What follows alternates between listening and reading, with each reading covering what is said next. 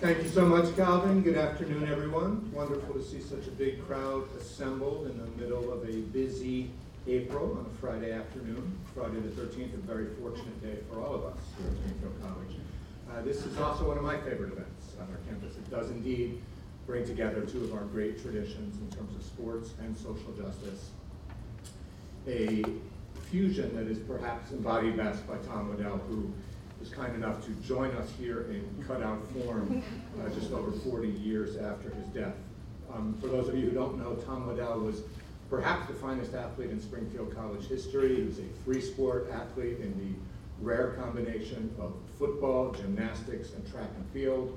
Represented the United States in the 1968 Olympics. In the decathlon, took sixth. And sports was the least interesting thing about Tom Waddell. He was a doctor, he was an Army paratrooper, and he was a nonviolent warrior for social justice in many forms, for leveling the playing field, which is the name of the award that we give on this day to one of our student athletes. There are many, many examples. I'll give you just one. 50 years ago was the very turbulent year in America, 1968, the assassinations of Dr. King and Bobby Kennedy, war raging in Vietnam, and during the Olympics in Mexico City, in which Waddell participated, there was the famed Black Power salute of two of the sprinters on the medal stand. And if you go back to newspapers from the next day, the one athlete on the U.S. team who was the most outspoken supporter of those two sprinters was none other than Tom Waddell. Today it is my very special pleasure to bring to campus and welcome back to Springfield Bilquis Abdul-Qadir. All of you know, I'm sure, basketball was born here in Springfield. Likewise, one of its most remarkable players, Bilquis, who was an athlete, an activist, herself an icon of both sports and social justice. I first became aware of Bilquis back in 2004. I was teaching here at Springfield College. I was also writing for the Boston Globe, and I was interested in a story about her brother, Yusuf, who's in the back with his daughter, Malia. Yusuf, hello. And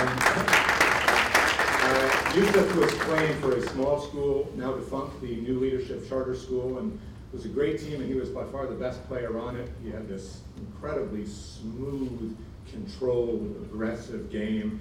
And I went to see one of his games. This was en route to his team getting all the way to the state championship. And he was great, but the real show was at halftime when his 13-year-old sister, who was about yay big at the time, was just running circles around all these girls and boys, good athletes, hoisting up these three-pointers, just this remarkable talent. And I found out that night that this was Yusuf's sister, Bilquis, named after the Queen of Sheba.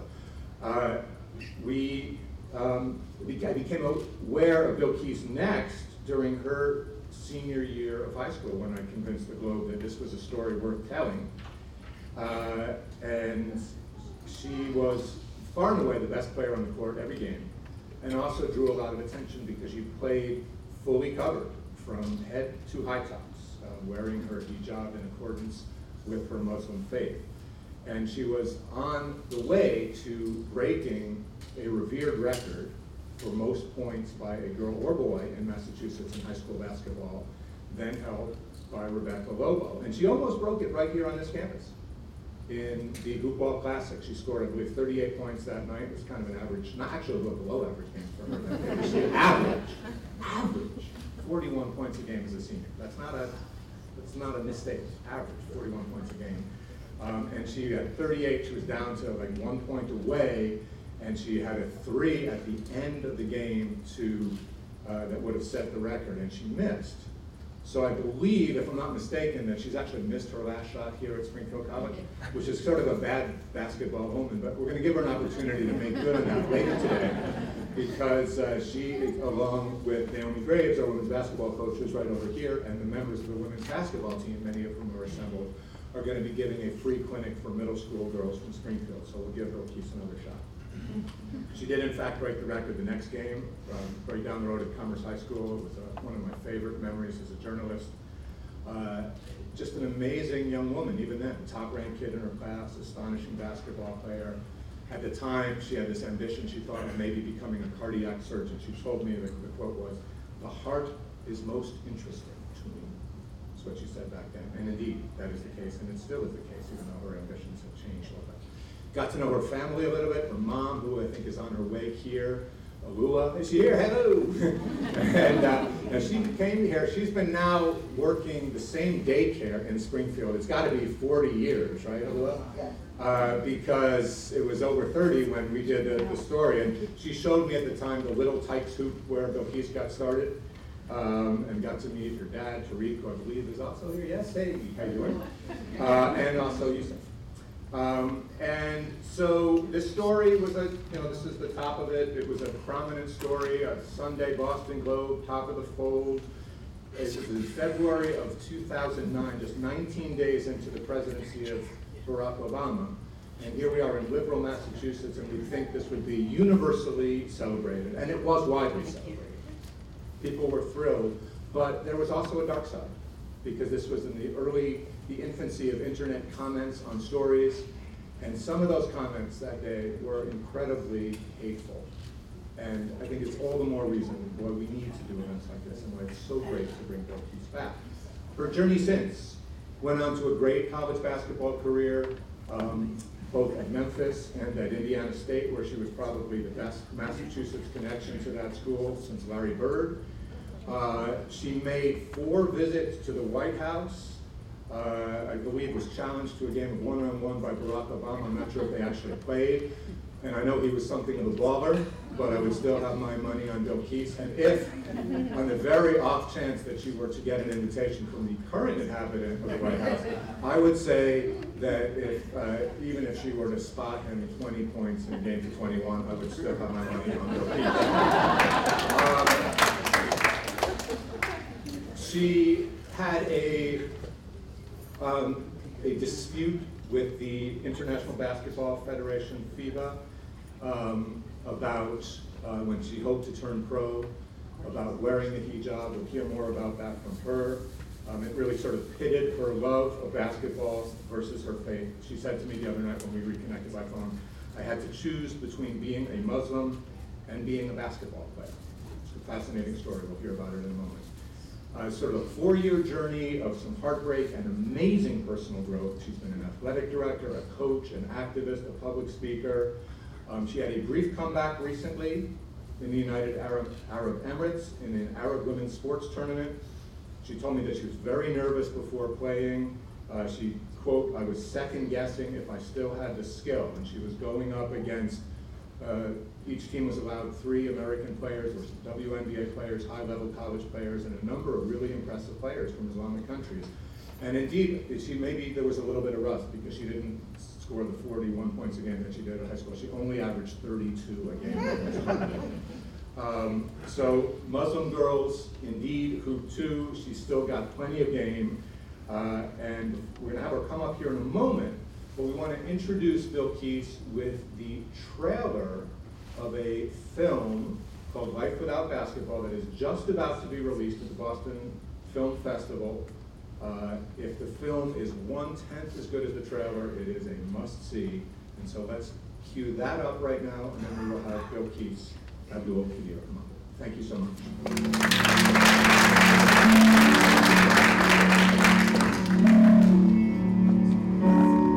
Trying to think how I can word it, because it's really just a feeling that I feel. Everything that I have is just 2 years ago. And in a way, you're still kind of telling the same story.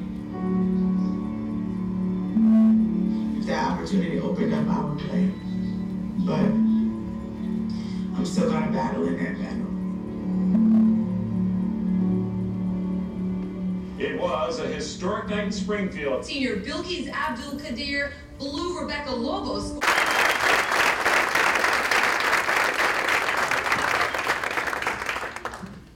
Good afternoon. First, I would just like to thank God for allowing us all to be here this afternoon in good spirits and good health. I would like to thank Marty for reaching out and inviting me to this awesome event, and Springfield College for putting this social justice event on. I think it's very important in today's times. So I guess I'll start off a little bit about myself. Of course, I'm born and raised in Springfield, Massachusetts. proud to say it. And it's ironic, wherever I go and I say that Springfield was the birthplace of basketball, people look at me like, what? Because I always ask, what's the importance of Springfield, Massachusetts? And people have no idea. And these are like actual basketball teams, coaches. People don't know, so I get to share a little bit of important facts about our city. However, I was 4 years old when I began playing basketball. I'm the youngest of 8. I have 4 sisters and 3 brothers, and we basically all played. So it was kind of innate for me to go ahead and pick up the ball. As Marty said, it started with a little Tykes hoop my parents put in our dining room. And when I went in there, my brothers always wanted to come in. And what they would do is they would get on their knees and be the same height as me. And every shot I took, they would block it across the room. You know, now I can say I was thankful because it helped me out in a lot of different ways. I grew up playing with boys all the way, probably until I was 12 or 13. In that time, growing up, there weren't a lot of girls' teams who were competitive enough, or, you know, there really just wasn't a lot of girls playing basketball. So the boys' teams were where I kind of fit in at that time. So I was homeschooled all the way up until 8th grade. My mother was an educator, and she kept all of us at home, actually. She homeschooled all 8, well, 7, 8 at the time.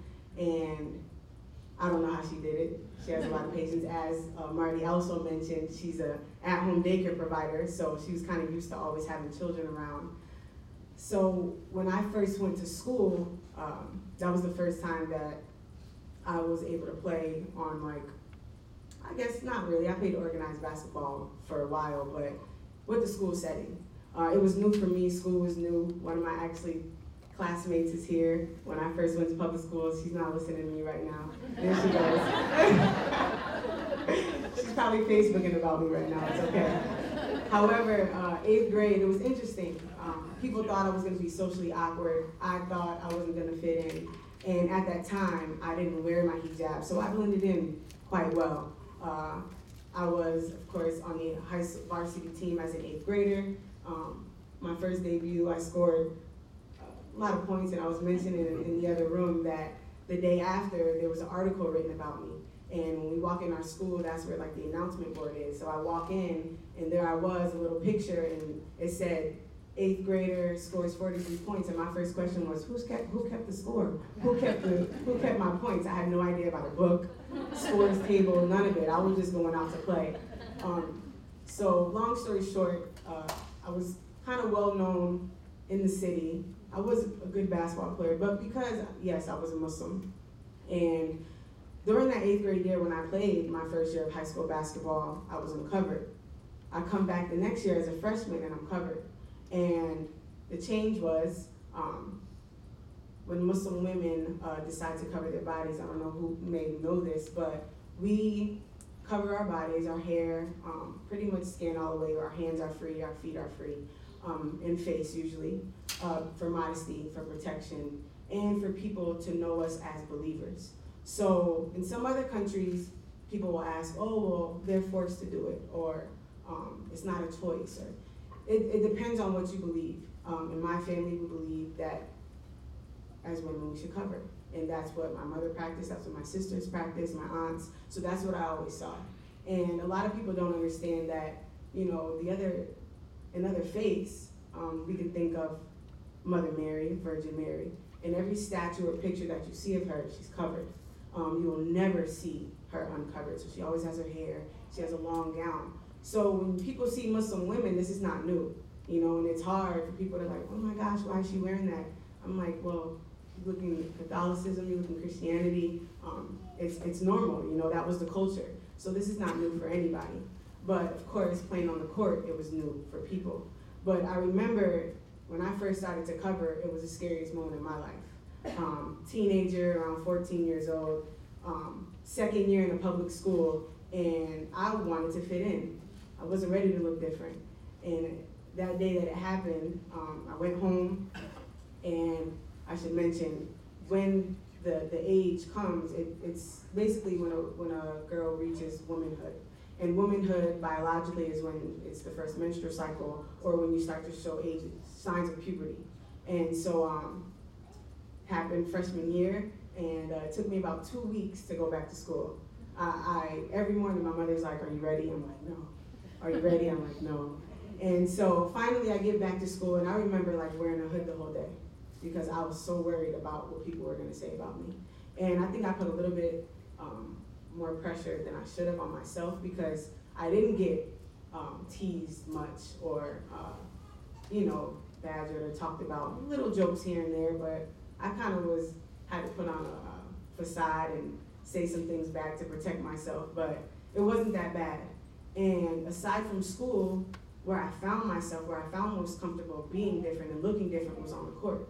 I remember when you walk out on the film, on the court, like I said in the film, you don't think about anything else. You're worried about winning the game. You're worried about scoring as many points as you could to help your team, and it's just a fun place to be. I did get stares and glares and people talking about me. I would always, whatever gym I walked in, I remember in the audience looking, and I was always, I don't know, I always wanted to see people's reactions, but people would like nudge the person next to them and point and laugh. And at that moment, you really want to say something like, "What are you looking at? Like, why is it that serious? I'm just here to play basketball." But I was able to prove myself with my skill. And whenever I showed that I could play, these people, those stares, turned into questions. And so after the game, they would come up to me and they would ask, "Oh, why are you wearing that?" And that right there, that question opened up a whole new door to explain my faith. And it's sad that people didn't know about my religion, or they thought these crazy things and they let media take over their perspectives. However, I realized that I could change and break down these walls through basketball. And I went off to play college. Same things kind of happened. I was the first woman to play with hijab in Division I basketball, and it was great. Everything was going great. College was kind of a tumultuous journey. I learned that Division I basketball, I can't speak for any other divisions, but it's a business. And schools will sell and sell and sell until they get you. And when you get there, things change. I'm not gonna go too deep into that, but my 4 years at the University of Memphis it was much of a learning lesson. Just matured, dealt with a lot of negativity on and off the court. However, I made it through. And the reason why I transferred was because I was losing the love for the game at that school. So I had 1 year left of eligibility, and I went to Indiana State. And I was able to kind of play like myself again. I found the love for it again. And that year I had to give it all I had. I was ready to go pro. So after I graduate and life is starting to happen, I get a phone call from my agent. And of course, at that time, the agent helps you get overseas and get you on a good team, get you a good contract. And so she calls me one day and she says, "Oh, hey, Bilquis, I was just going over your player profile and, searching for some teams, and I came across this rule from FIBA." And so I don't know who's familiar with FIBA, but everybody knows what FIFA is, right? FIFA is the soccer, basketball. FIBA is just the basketball version of FIFA. And so she says they have a rule about certain headgear. And I'm like, "Well, no problem. Let's just email them and tell them that, it's for religious reasons. I have to wear this. It's not a big deal." And we thought it was going to be that easy, and unfortunately it wasn't. And so FIBA, this whole correspondence was email only. Couldn't get in touch with these people. And so FIBA writes back saying, "Oh, well, we want to keep the game religiously neutral." And as I mentioned in the film, I said, well, people with tattoos of crosses or scriptures or, any type of religious freedom, and you see that all the time in pro basketball, they should have to cover that up. And they knew with that response, they had no legs to stand on. So they say, "Oh, well, you can hurt somebody with your scarf." And I'm like, what? This is this material is so soft, no pins in it. I had it tied around my own hair so it looked like as if it was a bun. And I remember getting whipped in the face by braids, by hair extensions, all the time in games. Ref has to call a mini timeout because my eyes are watery. Like, this is what happens. So I'm like, the game is a lot safer with people's hair wrapped up anyway. So where they went with that, I didn't understand. And so we knew that the underlying issue was discrimination. And at that moment in my life, I reached a crossroad. not once did I think I wasn't going to be able to play basketball because of what I look like, because of my belief system, or whatever the case may be. And so I remember at this time questioning a lot. And as I mentioned at the end of that video, I said, who am I without basketball? And as these athletes in the room, raise your hand if you're an athlete. All right, great. I know there's some basketball players in here. I don't know others basketball too. You guys did awesome this year. Congrats. But when you're an athlete, we all know ball is life. And when we say that, we mean it. Ball is life. And it's unfortunate that sometimes when you know that you have a future in professional sports, you have one plan. And you know what that plan is? You're going pro. So yes, I did get good grades in college. I was blessed enough to have get college, free education, but kept my grades up, graduated with honors. So I knew that was important, but that's in the back. And so when I was told I couldn't play because I was Muslim, essentially, I questioned it. I was ready to take my scarf off. I was questioning, man, why would God do this to me? I don't deserve this. It was I, and I felt like I was owed something. And I realized that as I talked to people and shared my story, a lot of the times people say, oh, well, why don't you just take your scarf off during the game and put it back on after? And I'm like, my immediate response would be, no, it means more to me than that. It's more than just a material. It's more than just a head covering. But deep down in my heart, I can say that it didn't mean that much to me.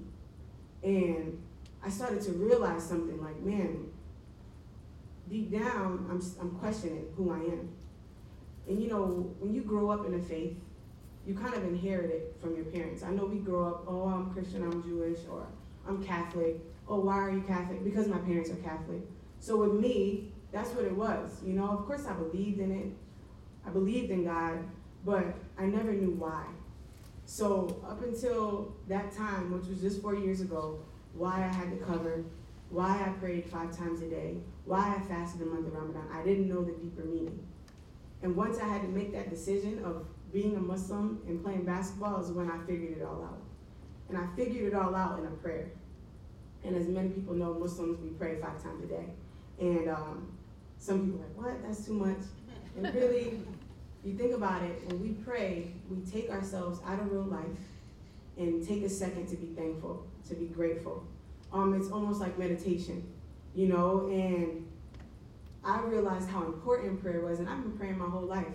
I knew to pray just because that's how I was learned, how I was taught. It's almost as if being born into a faith is being taught, like brush your teeth in the morning, take a shower in the morning. That's how it was secondhand. And I remember at that time, people giving me advice. Do this, do that. And I'm like, no, it doesn't make sense. No, it doesn't make sense. No human being was giving me the right answer. And so I knew that as a Muslim, as a believer, the connection that keeps us connected to God is prayer. So I pray this one prayer. I remember it because at this point, I'm going through it. I was in a dark time. It was a whole year span where I'm questioning everything. And I go to pray, and I remember in one of our positions of prayer, we put our head to the floor. And a lot of people think that's weird too, but after you read the Bible, and we believe in the Bible, we believe in all the other holy books, every prophet or Jesus, everybody prayed with their head to the ground in submission. So when you're in that low point, you're in a point of full submission. You're at a point of full submission, and in that point, your head to the ground, you're bowing down. You're giving all you have to God. And I remember being stuck in that position and just asking God to help me because I was questioning everything. And soon after that, and it was crazy how I feel like this intervention was working, because like a week after, I was invited to speak at a school to a non-Muslim group, and I was able to share my story. Then a few weeks later, I'm getting tagged on Instagram and Facebook of these young Muslim girls dressed like me with a basketball in their hand saying, I want to be just like you. And at that point for me, I realized, you know what? You need to stop being selfish. Because if I were to choose to take my scarf off to play, who would these girls have to look up to? If I was to choose to take my scarf off to play, what wall would I have broken down? What barrier would I have moved out the way for the girls who look like me in the future? And that's what I had to look at. And it was hard to sacrifice. You know, I probably wouldn't have made too much money, but it would have been good to have a job overseas, traveling the world in the job basketball. You know, and I realized, you know, coming out of college, I've been around pro athletes. I've been around plenty of them in the NBA, in college, top Division I players, and everything is money. Wait till I get this check so I can buy this. Wait till I can do this so I can, and I was wrapped up in it as well. And you realize how wrapped up you are in the worldly things that you forget about the more important things. And I think as young people, of course, you know, we're on this train of life. Society says go to school, get a good job, make good money so you can live the American dream. And I feel like when we are on that path, we forget about all the important things, like the social justice, like making the changes, like taking the lead. And we get caught up in the little fame that we do have by certain things. And I'm not famous. Yeah, I'm well known. But these videos and these interviews and all of these nice things, meeting Obama, it puts you at a place where you think that you're better than somebody. And I feel like what God did for me was humbled me immediately before he maybe thought I was going down the wrong path. And what I learned is that God is the best of planners. We plan, and then things change. You know, we set these expectations, then we get disappointed when they don't go our way. And so I realized that at some point in our lives, I don't know whatever faith you may be, whatever walk of life you come from, we're going to have to make a choice. And it's going to be between what your wants are and what your needs are. And although I sacrificed a lot, I learned that I hope that I made the right decision. And now I'm starting to see, at that time I didn't know that, you know, letting go of basketball was going to lead me to standing up in front of people sharing my story or talking. I didn't ever aspire to be a motivational speaker or a public speaker, like, not at all. If I could be playing pickup with the girls team right now, I would be, you know, and I do miss it. And somebody just asked me, well, do you still play? Or are you going to play? And after playing in this tournament just in February, I still can play. I still have the skill. A lot of international teams were interested in me after they saw me play. But it's hard when you put that aside for 4 years. You can't just up and go play professional basketball. Like I made a life. I had to choose at the time. And so I'm torn right now. I'm torn because I love basketball still. But right now, I feel like where I'm at in life has a better impact on people, and not only the girls who look like me, but for everyone. Because we live in a world where there's so much hate. And as a Muslim, I'm always in defense mode. You know why? Because you can turn on the TV right now and you'll see something negative about my faith, and people don't know anything about it. But when I walk through airports, like I'm randomly selected. When I walk on airplanes, when I'm walking to my seat, I'm getting stared at. Like he mentioned in the Boston Globe, when the comments, when social media trolls were just kind of picking up, I can look at a video right now and go through the comments. There's thousands of comments of people saying the most disgusting things. Sometimes I get caught up in reading them, but you can't because you want to respond to everybody and you just can't. And so just to see that, it's just like, you think of how small it is, it's just basketball. And people hated that. People hated me to be able to play. Yeah, they removed the rule, but they removed it just because they were getting pressure from big names, and that's what it took. It took a WNBA player or NBA player to say, oh, we think this is wrong. So when FIBA started to feel the pressure by people who they worked with because of financial ties, oh, hold on. Let's just remove this and get this girl out of the way. That's exactly what they did, and that's kind of what they said, because I met with FIBA representatives just a few months ago. And I was there sitting in a room with two European men, and they looked at me and I shared my story with them, and they said, well, why are we going backwards? You got what you wanted. And I was just like, no wonder why it took almost 4 years, because they didn't care. They're not ready to grow the game. Because what people don't know is after playing in those Arab countries, there are tons of Muslim women playing basketball. It was a shock to me to see so many of them. So many of them, balling, hooping. And I was like, man, these girls can play, what? They look like me, this is crazy. And my goal now, it's not only about basketball. You know, I feel like it's more of a story of faith, and it's a way for me to break down these walls between myself and people who don't know about who I truly am. And so when I go out to speak, I hope that I can change one mind, one heart, one view about what people think about Islam. And once one person sees that this faith is about peace, I don't get what's wrong with praying. I don't get what's wrong with fasting, with covering modestly for women. And our faith really revolves around giving back, giving to the poor, charity. And on the media, of course, it's not that. And so if you see a Muslim, if you have Muslim classmates or teammates or whatever, ask questions, have those difficult conversations. Because a lot of times people don't want to know, or they want to know something, but they don't know how to ask. The way people asked me why I covered was, are you hot in that? No, I'm like, this is the worst question ever. But no, not really. Just as hot as you probably. We're all running sprints in here. So I hope and pray that, you know, from the video or me just explaining what I went through as a young Muslim woman, just trying to play basketball, could help you share something new with the people of your community. And I think the best tool right now is social media. If you see a story that stands out or that is different, especially about my faith, about Islam, share it so that the people who may follow you, who don't know much about it or may hate it because of what they hear on the media, will be like, oh man, my cousin shared that, let me look at it. And then all of a sudden they're like, oh, it's not that bad. And then they share it. We all know how the internet works, it goes viral. And so my dream now is to teach young Muslim girls basketball. Hopefully, I don't know, help them grow a love for it or just a passion or whatever it may be. But overall, I want young Muslim women, young Muslim girls to be able to walk into any field of play, whether it be soccer, whether it be volleyball, basketball importantly, and not be looked at as abnormal. I want them to be able to walk in the gym and be like, oh, I'm gonna pick her up on my team because she can play. And there'll be no questions asked. So with that, thank you for having me, and I've enjoyed it.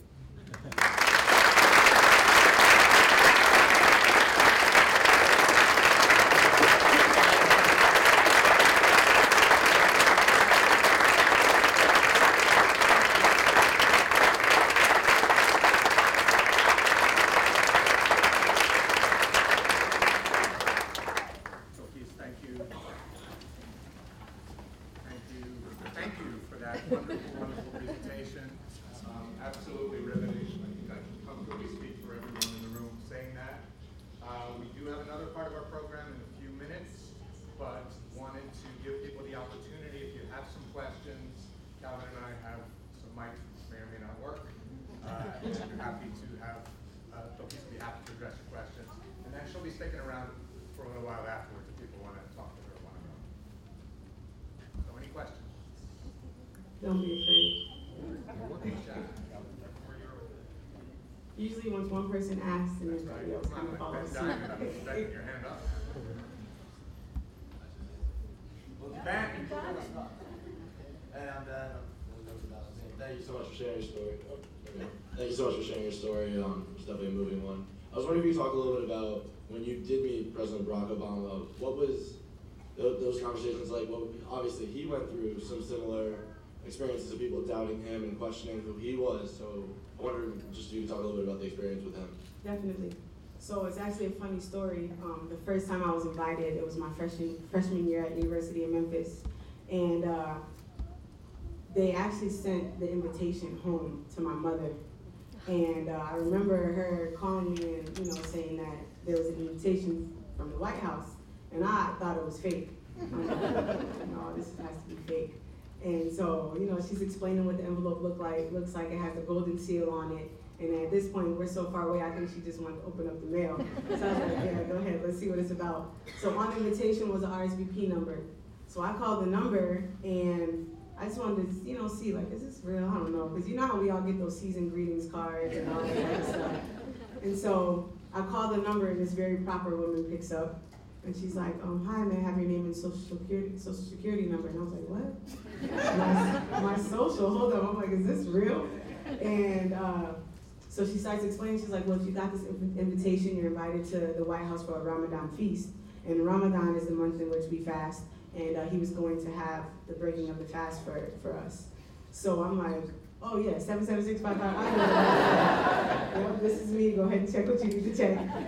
And so it was crazy. Like a few days later, I fly out, and it's like going through airport security. When you get to the White House, like there's all these tall trees so that you can kind of enclose everything. And I walk through, go through the X-ray, and when I get to the dining room, the woman who was like ushering us to our tables, they were like round tables in the dining room. She's like, oh man, you have the luckiest seat in the house. And I'm like, luckiest seat. So she brings me over to my table, and it says Miss Bilquis, Miss Bilquis, and then Mr. President. And I was like, no, this is not real. So I sit there, and of course he has like to make his grand entrance, and that's what you saw in the film. So he comes in, and I'm just thinking he's gonna greet the group, you know. And when he said my name, I'm literally, this is his podium, that's me. And so he's like, where's Bilquis? And I'm busy taking pictures like this. And I'm like, Bilquis. I'm like, oh, this is me. And he's like, look at her, stand up. And I'm like, this is crazy. So it was an amazing experience. And finally, when he gets to sit down, so when he like talking, we didn't really get to have an in-depth conversation, but he mentioned that, you know, he said, if we're gonna play one-on-one. He said, if you're ever back in DC, we're gonna play. And I'm like, Mr. President, you don't want these problems. he was so cool, and the food was pretty bad, so they served like this really dry chicken. And I ended up asking for like some hot sauce. And they brought out like the cutest little bottle with a golden seal on it. It was so nice. But years later, I get to go back. This is like 5 years later. I don't think he even remembers me, but he does. And it was during the Easter egg roll, which at that point, they were kind of trying to involve a lot of physical activity for the kids. So I was a part of the basketball clinic, and it was the Washington Wizards and the Washington Mystics, the WNBA team. And so I was a part of that. So he comes in, and there's like tennis going on the other end, basketball on this end of his court in the backyard of the White House. And he stops everything, and is like, grabs some mic that was out there and says, this girl right here has been talking smack for 5 years. And I'm like, puts his hand on my shoulder, and he's like, we're gonna do this challenge right here. So we ended up playing a game of horse, just to H, and I beat him. A quirky little left-hand shot. He was in the corner. We were taking the corner shot, so that left hand, it was going like this way. So he kept working. But it was really fun. Just to be able, I think what you mentioned about the struggles that he endured, just by him inviting Muslims, the Muslim communities around, you know, America to the house, that showed a lot, you know, and for him to invite me back multiple times, that showed a lot as well. So really showed the love of basketball he had too, because he wanted to play. So it was awesome. Another question?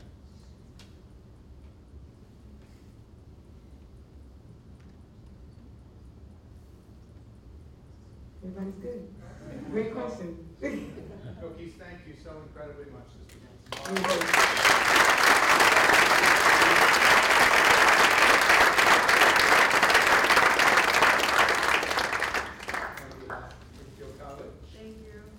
Thank you so much. And Bilquis will be sticking around afterwards. I'd like to call up our athletic director, Greg Poisson, with a presentation which will close our program.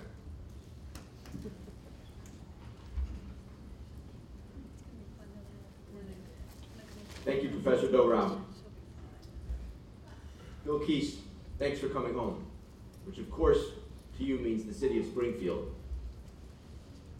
But I hope you feel Springfield College is just as much a home to you.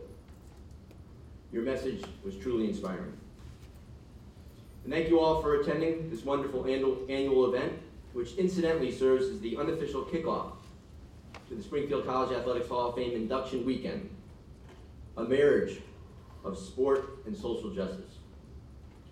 For the third year in a row, the Sport and Social Justice Symposium committee members accepted nominations from our student athletes for the annual Tom Waddell Leveling the Playing Field Award. Committee members spent a great deal of time deliberating the nominations and came to the unanimous decision that any one of the 5 finalists was deserving of receiving the recognition. Among the finalists, some who may have been able to join us today, who without question, through their actions, are striving to create a more just world, were Andrew Papio from the football team, Yana Koss from our men's gymnastics team, Kaylee Helgeson from our women's volleyball program, and Tiffany Tenney, a member of our track and field team.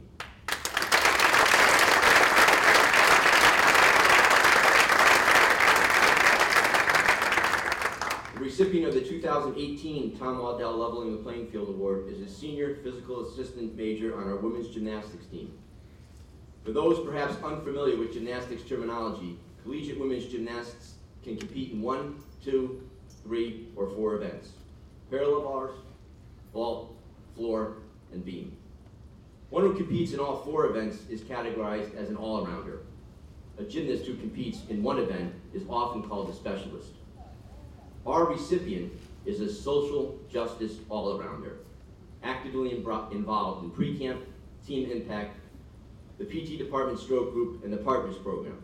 A balanced aggregate of many engagements for sure, spanning a wide range of ages, youth to college to the elderly. But it's not what our recipient does that helps to define her. Rather, it is how she found herself as a specialist within her all-around activities.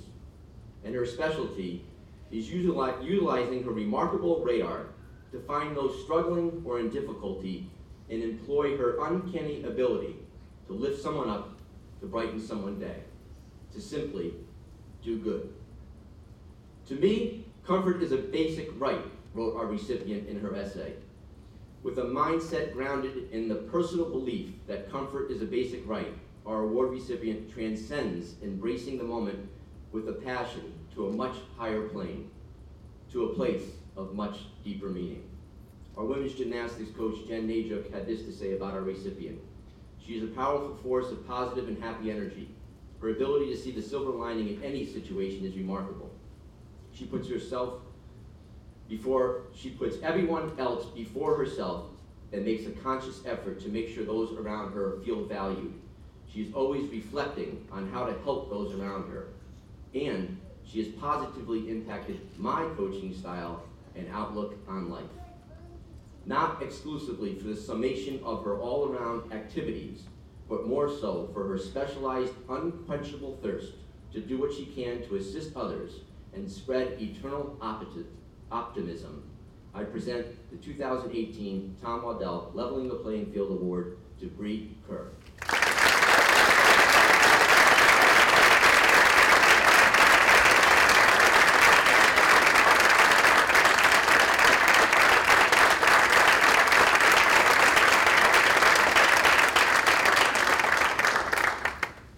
Thank you, Dr. P. I'd like to begin by just saying how incredibly honored and humbled I really am to be receiving this award and to be recognized in this way. So I just have a few thank yous.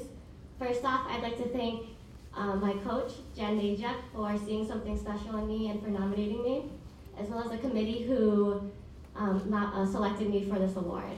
Along with this, I'd like to thank those I'm surrounded by every day, my family, my coaching staff, my teammates, and those who I'm surrounded by with every day throughout my daily activities at Springfield College. They really push me to be my best and hold me to high standards. And most importantly, I'd like to thank those who have come before me, those who have set the standards so high, people like Tom Waddell and Bill Keith, who have paved their own paths and inspired us to follow, as well as inspiring us to create our own paths and stand up for what we believe in and to strive to make the world a better place. So again, thank you. Thank you all, and again, incredibly honored and humbled.